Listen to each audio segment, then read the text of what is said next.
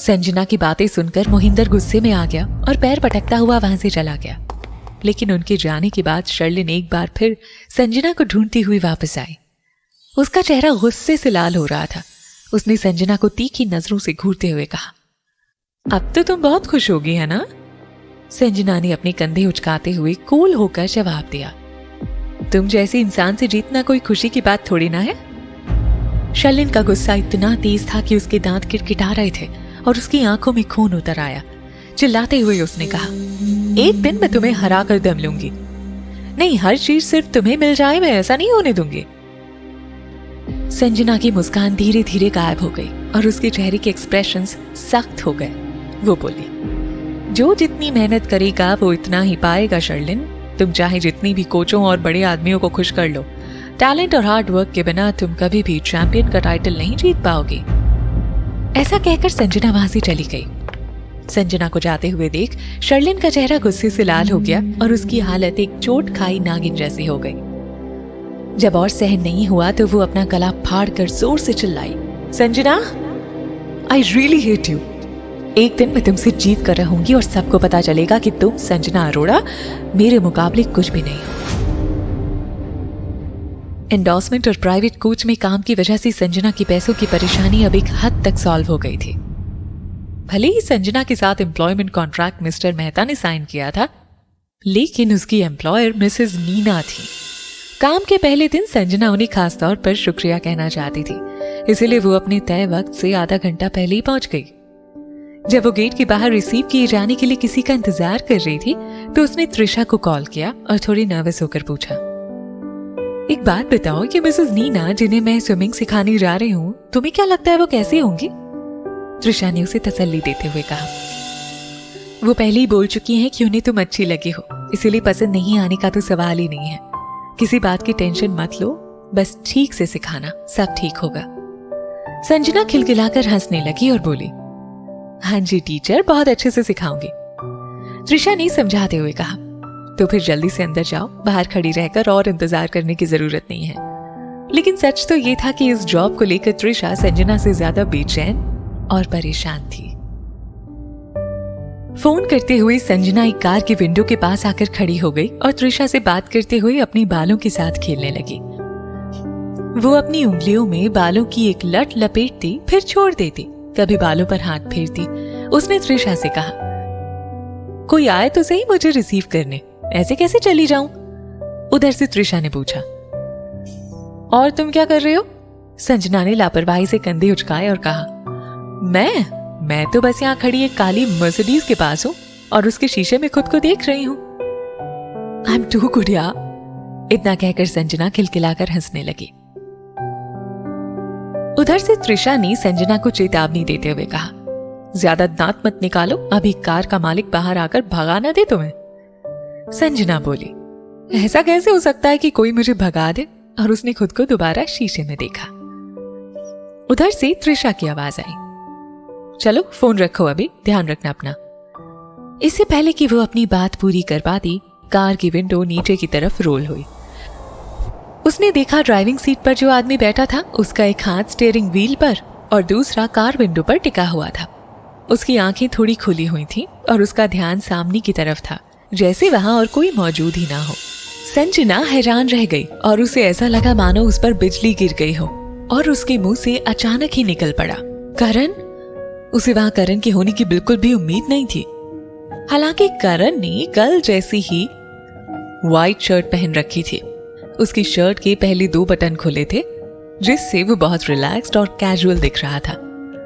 उनकी नजरें एक दूसरे से टकराईं और उसी वक्त दोनों की आंखें कुछ पल के लिए एक दूसरे पर अटक गईं। संजना ने पहले अपनी नजरें हटाईं क्योंकि उसका दिल जोरों से धड़क रहा था। उस वक्त उसे लगा कि किसी ने उसे करंट का झटका लगा दिया हो। करण ने भी अपनी नजरें हटा ली और लगातार आगे की तरफ देखता रहा। दोनों में से कोई भी कुछ नहीं बोला। कुछ पलों के बाद कार की विंडो एक बार फिर ऊपर की तरफ रोल हो गई और करण गाड़ी स्टार्ट करके वहां से चला गया। वो अगर कुछ छोड़ कर गया तो सिर्फ चिलचिलाती धूप में धूल के बादल और संजना की आंखों में खालीपन। खोई खोई सी संजना की नजरें जाती हुई कार पर टिकी रही। सिर्फ 2 साल ही तो बीते थे, लेकिन संजना को लगा कि जैसे दोनों को अलग हुए सदियां बीत चुकी हैं। संजना सोच के समंदर में डूब गई। सच तो यह है कि सब कुछ बहुत पहले ही खत्म हो चुका था, लेकिन शायद मैं ही उसे अभी तक भूल नहीं पाई हूं। संजना को लगा कि वो अब भी उस रात के उन पलों को जी रही है और इसीलिए सिर्फ उसे ही अभी तक तकलीफ होती है, क्योंकि करण को देखकर तो लगता है कि वो सब कुछ भूलकर जिंदगी में आगे बढ़ चुका है। सोच में डूबी संजना का ध्यान टूटा जब उसने एक आवाज सुनी। हाय, आई एम सो सॉरी, आपको इतना इंतजार करना पड़ा। संजना को रिसीव करने वाली अटेंडेंट वहां आ चुकी थी। अपने चेहरे पर एक फॉर्मल स्माइल चिपकाई संजना उस लेडी अटेंडेंट के पीछे पीछे चल दी। उस अटेंडेंट के पीछे चलती हुई संजना के मन में कई तरह के ख्याल एक साथ आ रहे थे। एक तो वो पहले से ही नर्वस थी, किसी को कुछ सिखाने का उसकी जिंदगी का पहला एक्सपीरियंस होना था, और शायद उतना ही काफी नहीं था। करण भी दिख गया। ट्रेनिंग पूल की तरफ चलते हुए उसने एक पल को आंखें बंद कर ली। धूप उसके चेहरे पर पड़ रही थी और इस गर्मी के बावजूद उसे न जाने क्यों ये धूप अच्छी लग रही थी। ट्रेनिंग एरिया में जाकर संजना आराम से एक कुर्सी पर बैठ गई और पूल के साफ पानी को देखने लगी। अब उसे अपनी उस स्टूडेंट का इंतजार था। थोड़ी देर बाद ही संजना को महसूस हुआ कि कोई उसे दूर से घूर कर देख रहा हो। उसकी सिक्स्थ सेंस ने उसे कुछ इशारा किया और उसने तुरंत निगाहें घुमाकर देखा तो खिड़की में लगे काले शीशों के अलावा कहीं कुछ और दिखाई नहीं दिया। जिस तरह संजना साफ नीले पानी को एक टक निहार रही थी, उसी तरह बालकनी में खड़ा करण अपने होंठ चबाता हुआ संजना को देख रहा था। करण की हालत ऐसी थी मानो वो बेजान हो और किसी ने उसके होश छीन लिए हों। आधा घंटा बीत गया, फिर भी जिस स्टूडेंट को संजना स्विमिंग सिखाने वाली थी वो आई ही नहीं। संजना के लिए वक्त काटे नहीं कट रहा था और तभी उसे याद आया कि कॉन्ट्रैक्ट में ये मेंशन किया हुआ था कि सीखने वाले को पानी में चक्कर आते हैं। संजना ने सोचा कहीं ऐसा तो नहीं कि वो इसी डर की वजह से ना आ रही हो।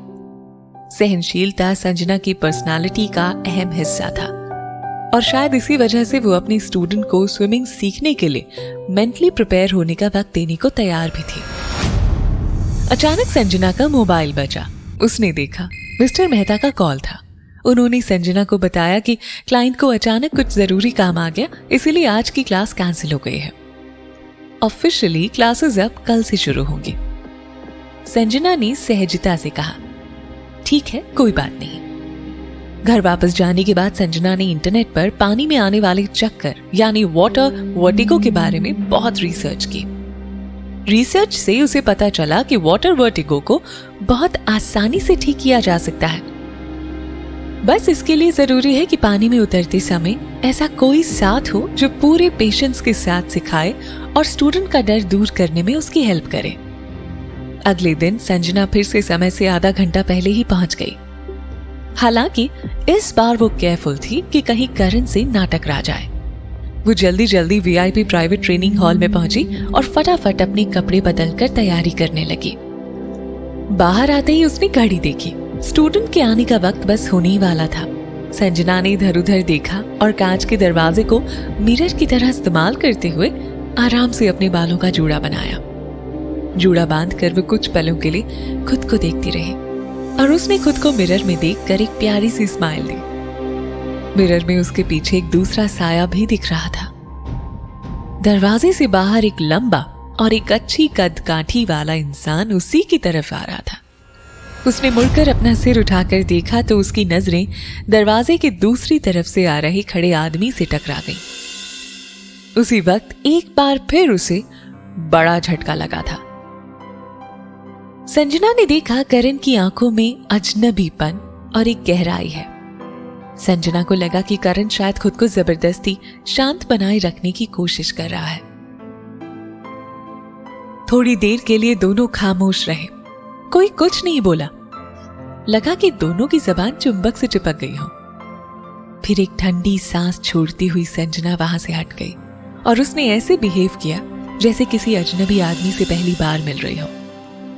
पर संजना को बहुत हैरानी हुई कि करण इस वक्त इस वीआईपी ट्रेनिंग एरिया में क्या कर रहा था। कहीं वो फिर से उसे अकेले देखकर। उसका ये बिहेवियर देखकर संजना खुद पर काबू नहीं रख पाई और पिछली बार की तुलना में उसने थोड़ा जल्दी रिएक्ट कर दिया। थोड़ा फॉर्मल होकर संजना ने करण से कहा, एक्सक्यूज मी, ये वीआईपी प्राइवेट हॉल है। जबकि असल में वो करण से कहना चाहती थी कि प्लीज अंदर मत आओ, यहां तुम्हारा आना मना है। करण ने उस पर एक गहरी निगाह डाली और उसकी बात इग्नोर करता हुआ उसको क्रॉस करके प्राइवेट ट्रेनिंग हॉल के अंदर आया और जाकर एक कुर्सी पर बैठ गया। हैरानी से संजना का मुंह खुला रह गया। उसने अपने गुस्से को कंट्रोल करने की पूरी कोशिश